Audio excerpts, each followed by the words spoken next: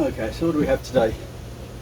Master Temp 400, fires up, heat's okay, but it's banging and knocking, making a lot of like knocking and banging noises. And what that is that's the water boiling inside the heat exchanger, which means that the thermostat is not venting properly. So we're going to have to take the manifold off and get in there and see what's going on. Okay, so it's the last few days of September, but it's still 95 degrees in the shade. But winter's on its way, and we heat the pool during the winter. So I want this working, and I definitely want the pool to be hot for Christmas. So. Side comes off easy. I like these heaters, they're very easy to work on. This is the heat exchanger here, so we're just going to have to undo these four, undo this, take off the wiring. I'm going to replace all the sensors and replace all the valves and all the seals. So let's get into it. What I would suggest you do is take a photograph of where all the wires go, just so you know. I'm just going to pull those off.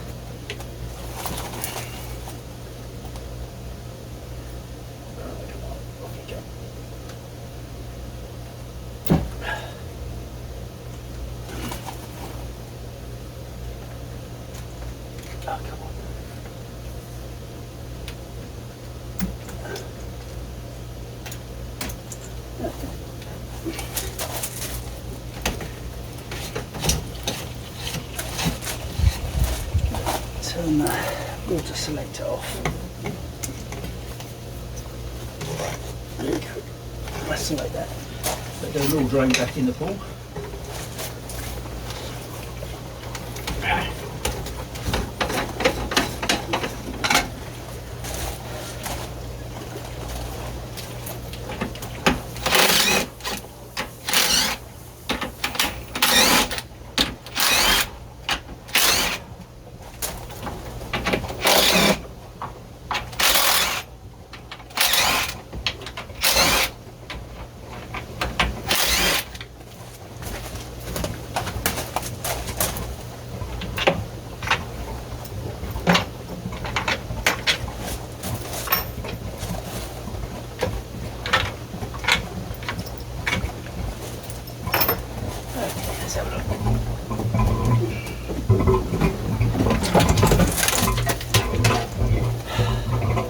Okay, so what I was concerned about is whether the heat exchanger was corroded. And as you see, it is not. So the heat exchanger is fine.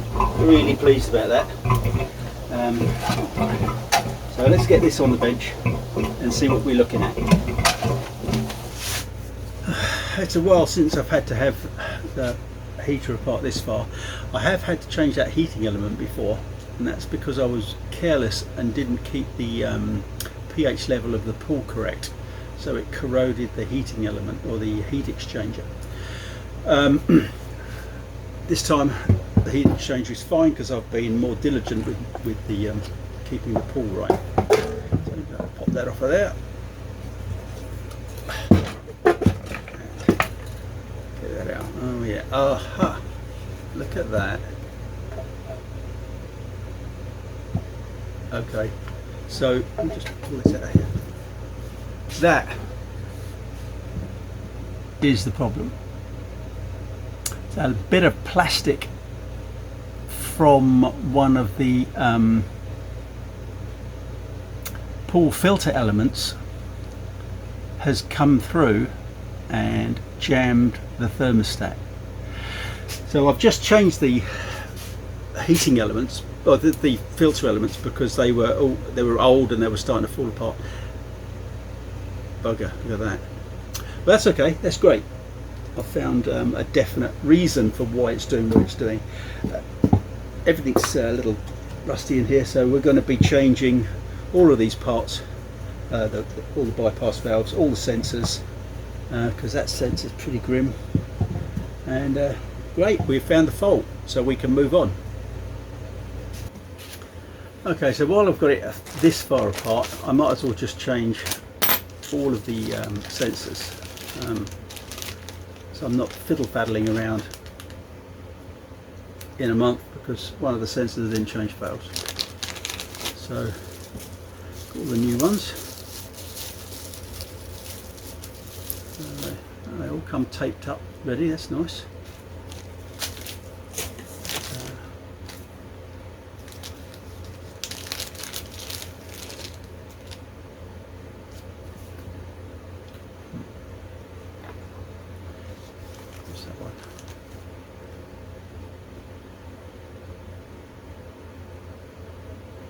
Sensor.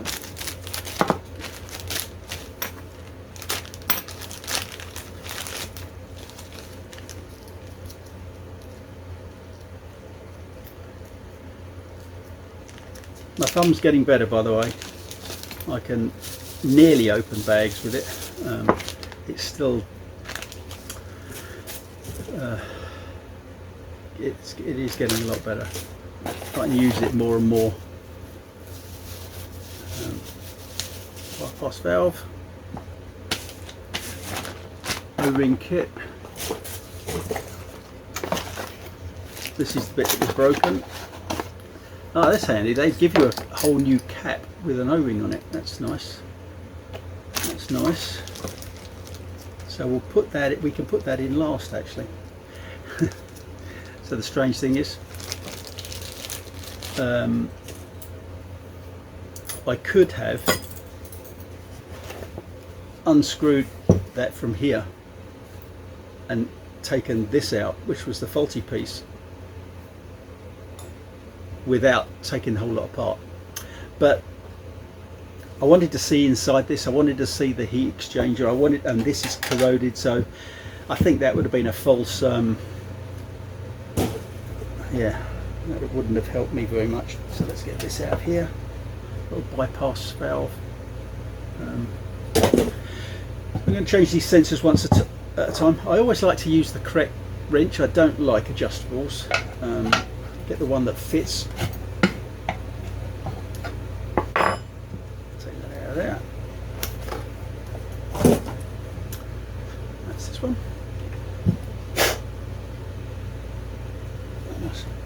It's pretty clean. Everything's pretty clean, actually. Well, I suppose it is just pool filled with chlorine. So yeah. But you've got to remember you're going into plastic threads with this, so you just want to get it in, and you tend to learn when you're going about right. You don't want to strip the threads, otherwise you're into a new manifold.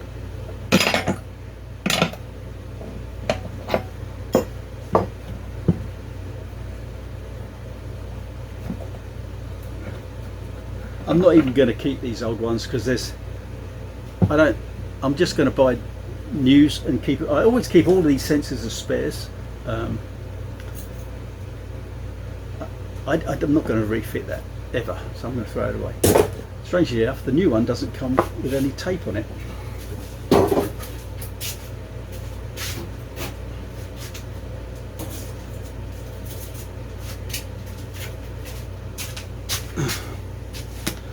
Rolls and rolls of this stuff everywhere, so I'm not sure.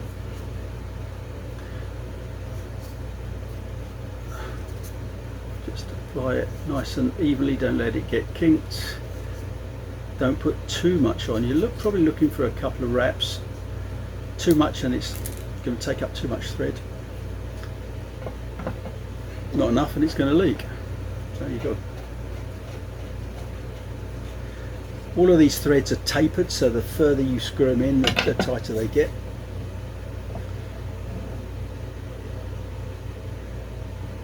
That's it, that's good enough. Now on the back.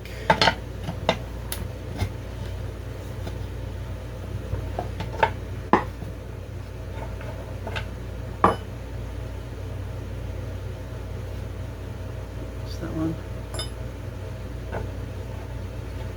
Size.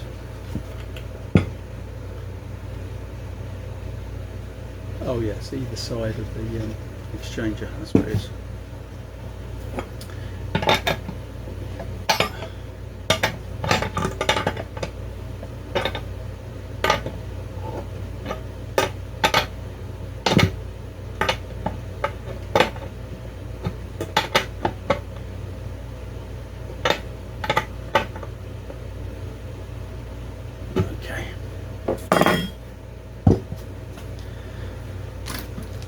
Okay, so this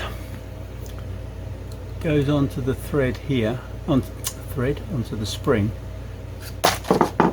and then this clip with it that way up goes through there, through those bits, and locks it on. But I can't do it with this thumb because it's a bit damaged, so I'm going to have to get some pliers. One very important thing, this sensor here is the high limit sensor. This one is the gas shut-off sensor. They both look identical, but they're marked differently. Gas shut-off sensor is set at 140 Fahrenheit, and the high limit sensor is set at 135 Fahrenheit. They are marked, or my ones are marked on there, 135 and 140. Don't get them the wrong way round. Very easy to do. They look identical. You've got to make sure that you don't get it wrong. Okay, so now we're just going to carry on with this. It slides in there.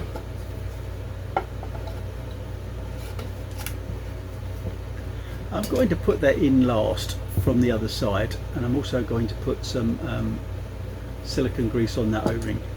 So the next thing we need, last thing we need to do is start to replace all these damaged O-rings.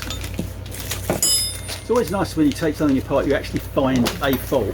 It kind of validates that you're on the right track. So I'm just going to run some grease around that before I put it on. Make sure everything's clean. Take this bung out.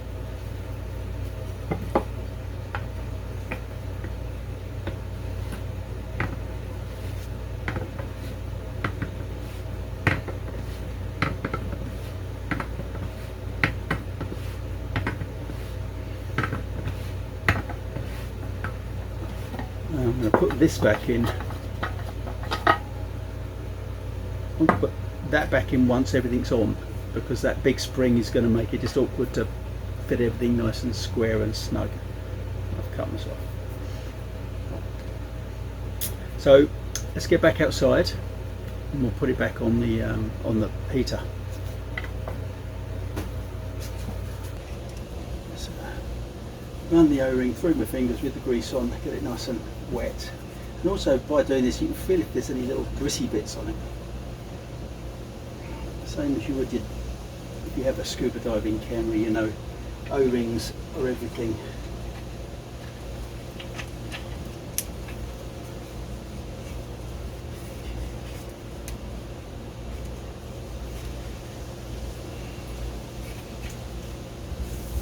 Good. Line that up with that, put that in.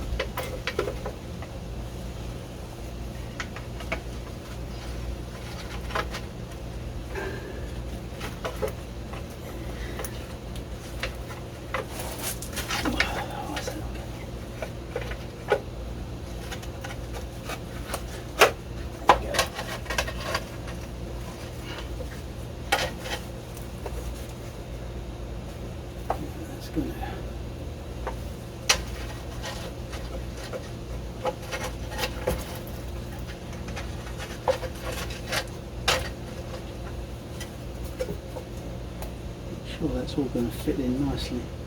I'm going to put the O-ring in the housing first actually. Let me try that.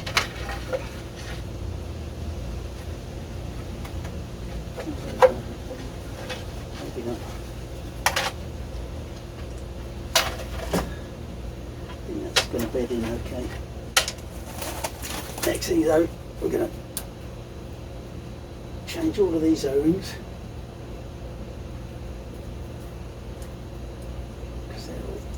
Buggered. We're going to get a screwdriver first.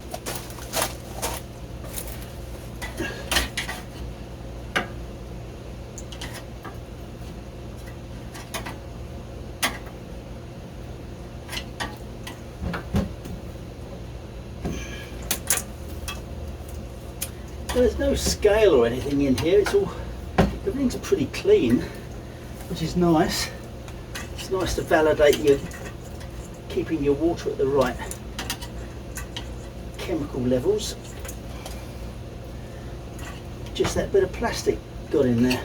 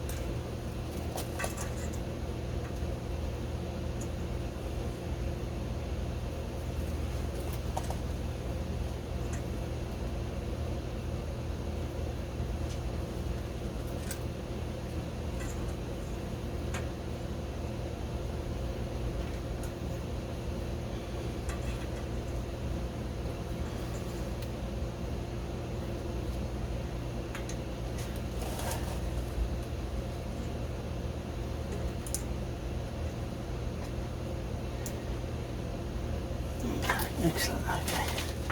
Golly.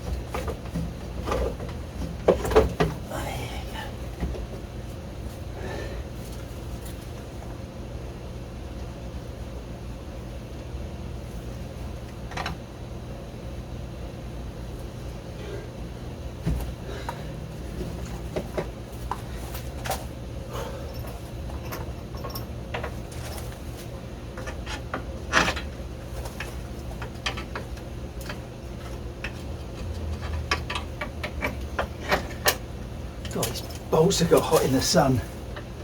Yeah. Jeez.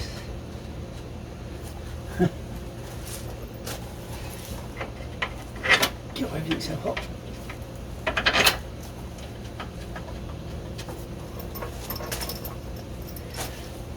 These bolts are almost too hot to hold. They're too hot to hold. They're really hot.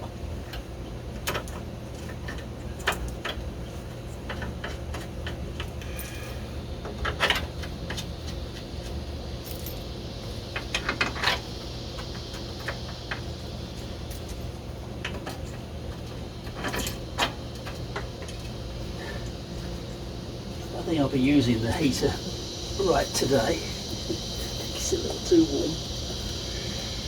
Okay.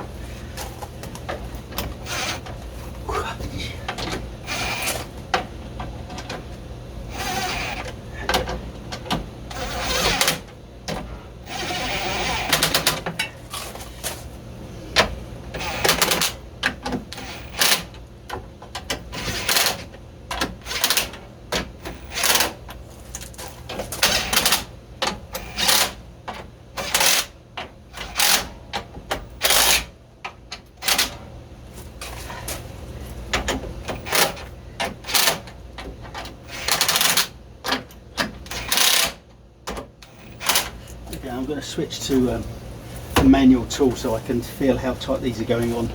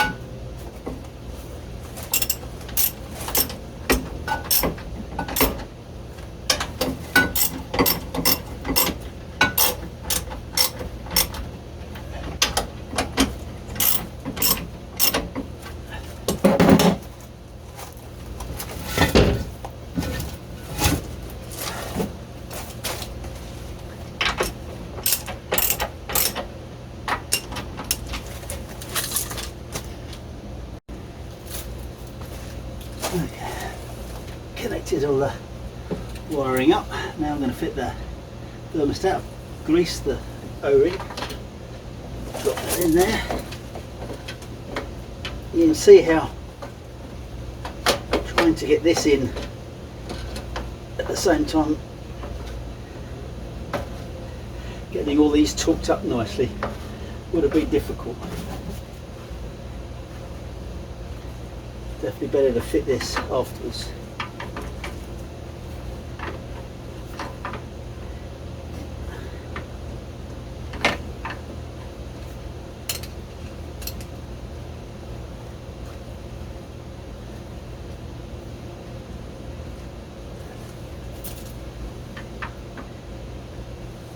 Okay, let's put the pump on.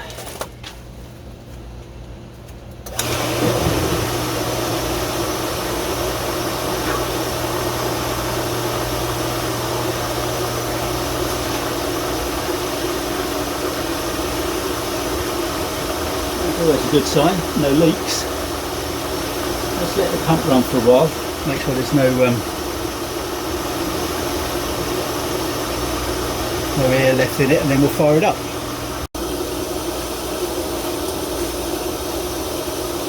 Okay, so I've turned the gas back on, because I had that isolated so no one could use it.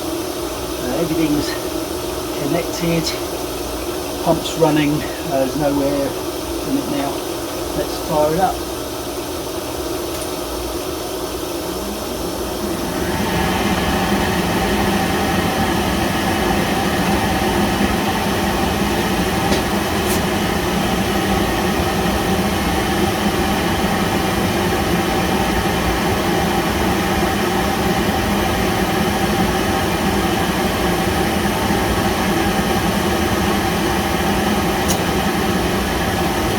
Come on, there you go. And some lights. Let it run for a little while. Make sure we're not going to get that heat exchanger boiling. But I'm pretty sure that's fixed. So we'll just put the covers back on, and that's job done.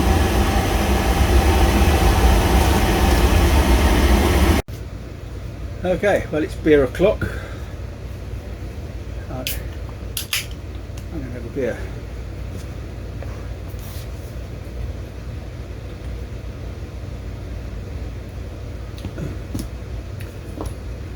I'll switch that bit out as well. I forgot to video that bit.